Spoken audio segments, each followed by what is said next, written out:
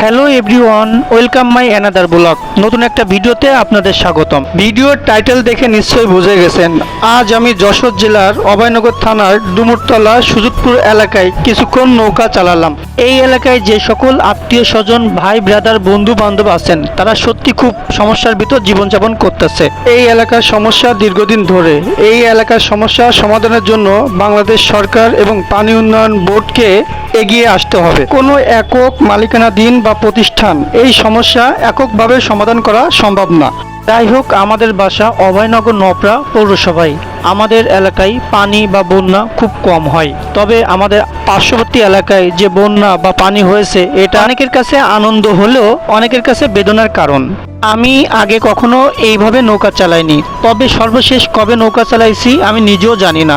এইখানে এসে আমি একা নৌকা চালিয়েছি এবং আমার কাছে খুব ভালো লেগেছে। এভাবে নৌকা চালিয়ে আমার মনটা খুব ফ্রেশ লাগতেছিল। নৌকা চালাইতে হলে ব্যালেন্স এবং ভারসাম্যহীন খুব গুরুত্বপূর্ণ জিনিস। এদিক ওদিক হলে নৌকা ডুবে যাওয়ার সম্ভাবনা থাকে। যারা পানি দেখলে ভয় পান অথবা সাঁতার পারেন না অথবা নৌকা চালাইতে পারেন না, তারা কখনো আমার মতন একা এইভাবে নৌকায় উঠবেন না। এটি অনেক রিস্ক এবং ঝুঁকিপূর্ণ।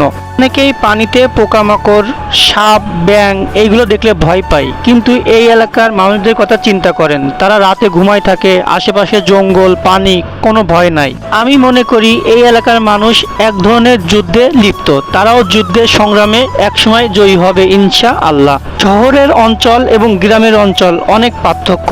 শহরের মানুষ গ্যাস, পানি, বিদ্যুৎ সবকিছু সময় মতো পায়।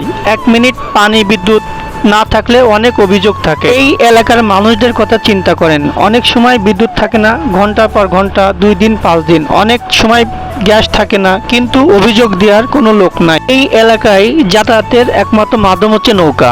তারা নৌকায় করে বাজারে যায় এবং যারা পড়াশোনা করে তারা স্কুল কলেজে যাওয়ার জন্য বাসা থেকে নৌকায় করে মেন রাস্তা পর্যন্ত পৌঁছায়, তারপরে বিভিন্ন গাড়িতে করে স্কুল কলেজে যায়।